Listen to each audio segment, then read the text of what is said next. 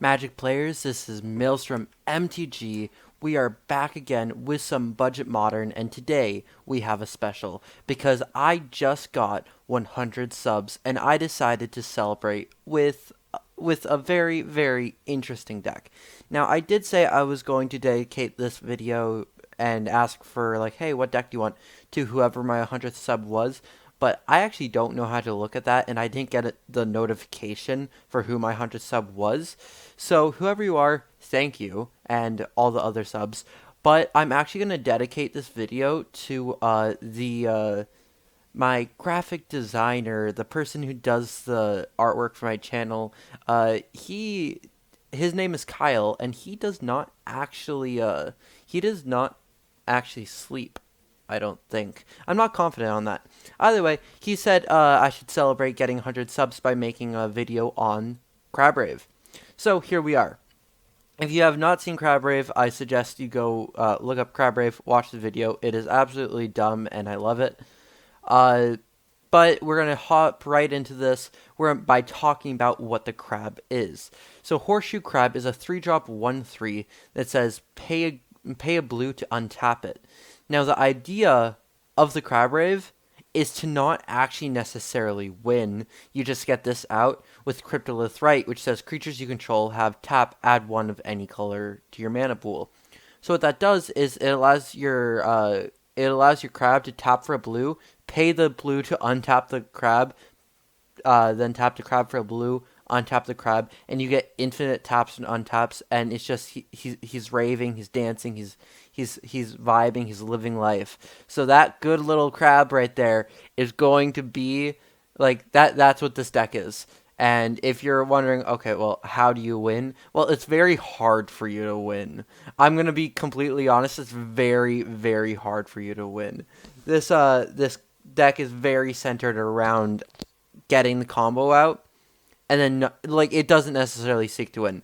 The way you do win, one of the ways you can win, there are a few different ways in the deck, uh, just so that the deck you can be like, yeah, worth playing.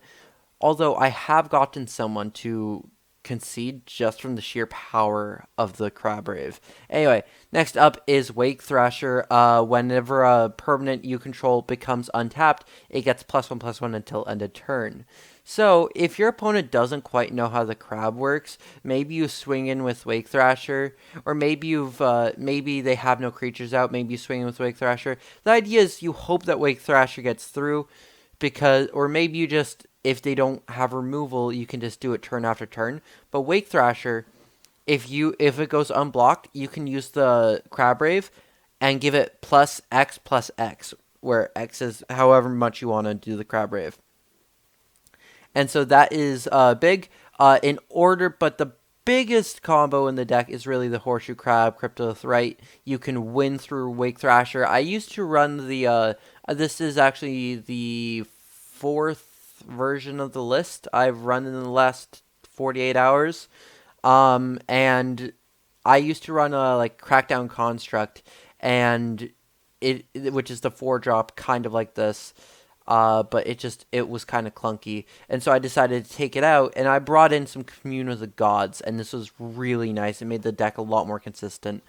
And I know that this deck is a very big meme, and I feel like I might be approaching it the wrong way to try to make it as competitive of a version of the list as I can, but I'm really trying to make our Crab Boy viable and modern. Okay, so we do have Commune with the Gods, though, which says, look at the top 5. You can put a creature or enchantment from them into your hand and the rest in your graveyard. This way, we just filter our deck. This is a way we can grab a creature or an enchantment. I didn't want to run 4 Cryptolith Right because it's a really expensive card and I needed to stay under $100.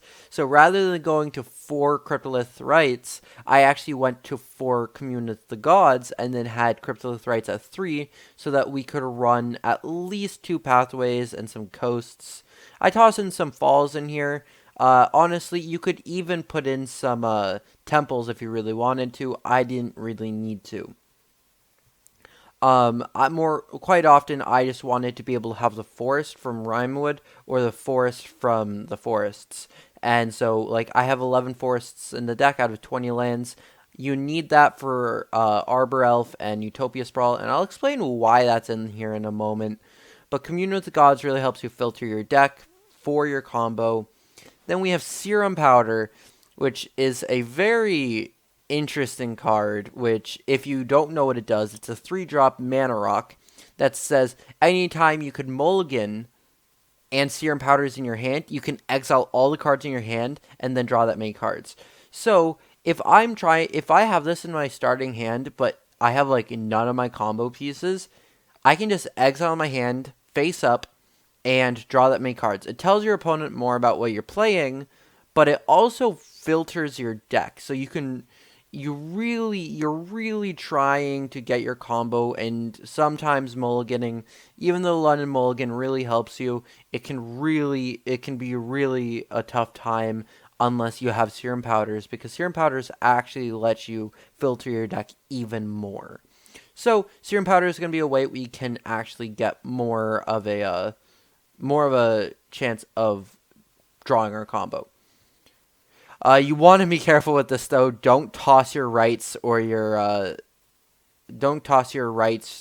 crabs with Serum Powder. That's really bad because you're lowering the number of combo pieces in your deck. Next up is I want to talk about a second combo that's in the deck, and it's a combo that can possibly even win on turn 2. Now, obviously, we have crabs, and so I decided to include crabs on the other half of the combo as well. So we do have Arbor Elf, which says untap target forest. So if we turn 1, play a forest Arbor Elf, and then turn 2, play a forest Utopia Sprawl on one of them, naming blue, then whenever that forest, the untapped forest has the Utopia Sprawl, so whenever the forest will be tapped, it'll add green-blue. So then what we do is we tap our Arbor Elf to untap the land with Utopia Sprawl, tap the land with Utopia Sprawl, adding another green-blue, so we'll have green-green, blue-blue floating. And when we have that, we use everything except for one blue, so we'll use blue-green-green to cast Freed from the Reel on our Arbor Elf. Freed from the Reel says pay a blue, tap enchanted creature, or pay a blue, untap enchanted creature. And so what you can do here is, if you have that with Utopia Sprawl with Arbor Elf, you have infinite green mana, because you'll use the blue that Utopia Sprawl produces to untap Arbor Elf, and then you'll be getting the green that the land naturally produces, so you'll be going up a green mana every single time. So that's going to be able to give us infinite mana that is green, by the way, only green, but on turn 2. Now, how can we use that? Good question. There are a few different ways we can use it. One is the crabs, because it's a crab deck, so crabs. So Growth Chamber Guardian is a 2-drop for green with a 2/2. Well, it's a 2/2 with Adapt. So 2 and a green, you can, if it has no counters on it, you can put 2 counters on it. And whenever one or more counters are placed on Growth Chamber Guardian, you can search your deck for a Growth Chamber Guardian, reveal it, put it in your hand. So if you have infinite green mana and one of these in your hand, you can play it, adapt it, tutor, play it, adapt it, tutor, play it, adapt it, tutor, play it, adapt it, and now by turn 2, you have 16 power worth of crabs on the battlefield. And then you have the Arbor Elf, of course, but like Growth Chamber Guardian, like it won't immediately win you the game on turn 2, but likelihood is you have other things to do, and also it's insane. If you pull this off, your opponent is probably going to concede. Next up is Duskwatch Recruiter, which is another mana sink. So it is a 2-drop 2/2, the same thing. 3 mana sink, same thing. It says, look at the top 3 cards of your library. You may reveal a creature from among them and put them in your hand. Put the rest on the bottom of your library in any order. This one lets us filter for our combos if we don't have them. And if you watch my other videos, you'll see how much I like this card. But also, if we have infinite green mana, we can just tutor, well, not tutor, but we can look through our deck basically for any creature we want. And we have a single Ugin's Conjurant in here for that reason. You could make this any colorless creature or green creature you wanted. You could make this Emrakul the Eon's Torn. I have Ugin's Conjurant in here because it is 25 cents. So you could have your favorite green or colorless creature in here. Just make sure it's not got that specifically colorless mana symbol, because that can be tricky because you won't be able to have that mana. Anyway, that is that combo, and it also is benefited by Commune with the Gods because we can search for Freed from the Real or Arbor Elf. Anyway, that is the main deck non-land cards. Then we have 2 Bark Channel Pathways. We have Yami Maya Coasts, and then we have the Forest Island. We really want the Forest Island even if this enters tapped.